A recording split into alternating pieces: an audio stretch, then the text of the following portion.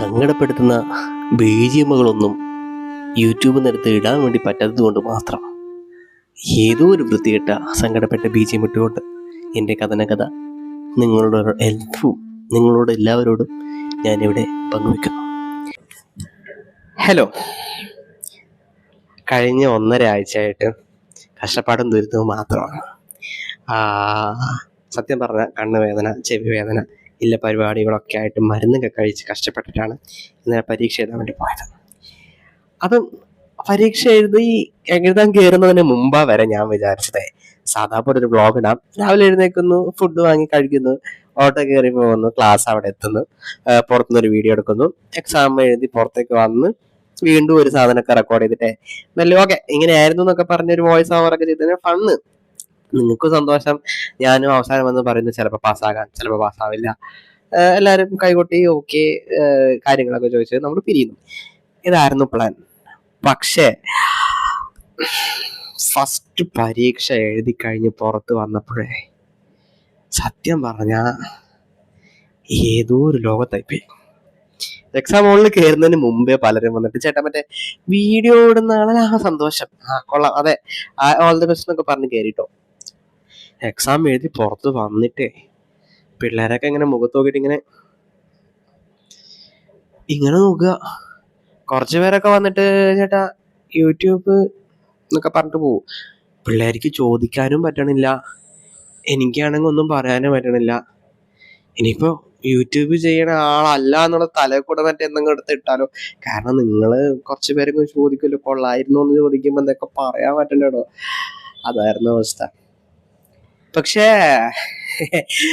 The unpredictability എന്നൊക്കെ ഉള്ളൊരു സ്ലോഗനൊക്കെ നമ്മളെല്ലാവരും ഇട്ടത് കൊണ്ട് നമുക്ക് പഴിചാരാനൊന്നും പറ്റത്തില്ല.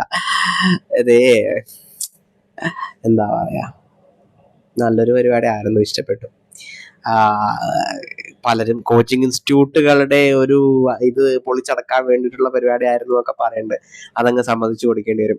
ഈ UPSC മറ്റേ ചോദിക്കുന്നുണ്ടല്ലോ, നമ്മൾ അപ്ലൈ ചെയ്യുമ്പോഴേ അവർ ചോദിക്കും നിങ്ങൾ കോച്ചിങ് എടുത്തിട്ടാണോ പഠിച്ചത്, അപ്പൊ യെസ് കൊടുത്തതിന്റെ എണ്ണം കൂടിയേ കണ്ടുകൊണ്ടായിരിക്കാം ചിലപ്പോൾ ഇങ്ങനെയൊക്കെ ചെയ്തിട്ടുണ്ടാവുക.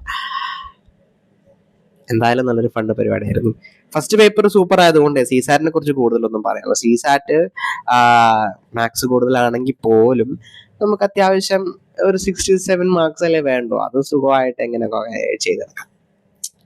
പക്ഷേ ഈ എത്തിക്സിന്റെ ചോദ്യങ്ങളും ആപ്റ്റിറ്റ്യൂഡും ചെക്ക് ചെയ്യണമെന്ന ചോദ്യങ്ങളൊക്കെ വന്നപ്പോഴേ പിന്നെ ഇത് കണ്ടോ, ഇപ്പോഴും എൻ്റെ സൗണ്ട് ഒന്നും ശരിയായിട്ടില്ല. പക്ഷെ ഇപ്പോഴും ഇത് വന്ന് ഇടാൻ വിചാരിച്ചത് തന്നെ കുറച്ച് പേർക്കെങ്കിലും ഉണ്ടാവുമല്ലോ. പാവം മനുഷ്യൻ എക്സാം ഒക്കെ എഴുതാൻ പോയിട്ട് എന്തായി കാണുന്നൊക്കെ. ആരും പേടിക്കണ്ട, വളരെ സൂപ്പർ എക്സാം ആയിരുന്നു. ഇതെന്താ ഞാൻ പറയണേന്ന് മനസ്സിലാകാത്തവർ ഒന്ന് പേപ്പർ വായിച്ചു നോക്കുക, എഴുതിയവർക്ക് മനസ്സിലായിട്ടുണ്ടാവും. നിങ്ങൾ മീംസ് ഒക്കെ കണ്ടുണ്ടാവുമല്ലോ, മിസ്റ്റർ എക്സ് എന്നുള്ള ചോദ്യമൊക്കെ ഉണ്ടേ. അതൊക്കെ പിന്നെ എത്തിക്സ് പേപ്പറൊക്കെ ഒന്ന് മറിച്ച് നോക്കി വഴിക്ക് അതൊക്കെ ഓക്കെ ആണെന്ന് തോന്നാം, കുഴപ്പമില്ല. എന്തായാലും ഇനി പരിപാടികളൊക്കെ എന്താന്നൊക്കെ ഉള്ളത് തീരുമാനിച്ചിട്ട് ഞാൻ നല്ല പറയാം.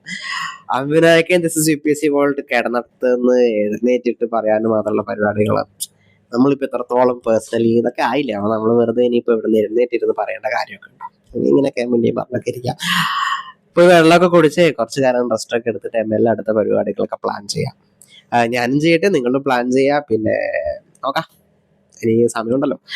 പിന്നെ തോറ്റു കൊടുക്കരുത്, നമ്മൾ ഒരു കാരണവശാലും തോൽവി സംബന്ധിച്ച് കൊടുക്കരുത്.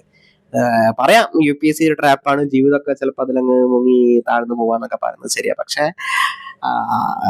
ഇപ്പം എന്തായാലും മുങ്ങിയിട്ടില്ല, കുറച്ചു കാലം കൂടി കപ്പൽ പോകും. അപ്പൊ പോകുന്നവരെ കപ്പലിന് ഈ പറഞ്ഞ പോലെ മെയിൻ്റെനൻസ് ഒക്കെ ചെയ്തേ നോക്കി നമുക്ക് നോക്കാം. അപ്പോൾ കണ്ടതിൽ സന്തോഷം. അടുത്ത വീഡിയോയിൽ വീണ്ടും കാണാൻ വേണ്ടി ശ്രമിക്കാം. ഇന്നലത്തെ ഒരു മോട്ടിവേഷനിൽ ചിലപ്പോൾ ഞാൻ ഇതൊക്കെ നിർത്തിപ്പോയത്. പക്ഷെ ഇതിപ്പോൾ ആലോചിക്കുമ്പോഴേ എല്ലാവർക്കും അത്യാവശ്യം കുഴപ്പമുള്ള പേപ്പറായിരുന്നു. പിന്നെ റിസൾട്ട് വന്നിട്ട് കാണാം, സൂപ്പർ റിസൾട്ട് ആയിരിക്കും. പിന്നെ എത്ര കിട്ടി എന്നുള്ളതൊക്കെ ഞാൻ കൂട്ടിയിട്ട് പറയാം.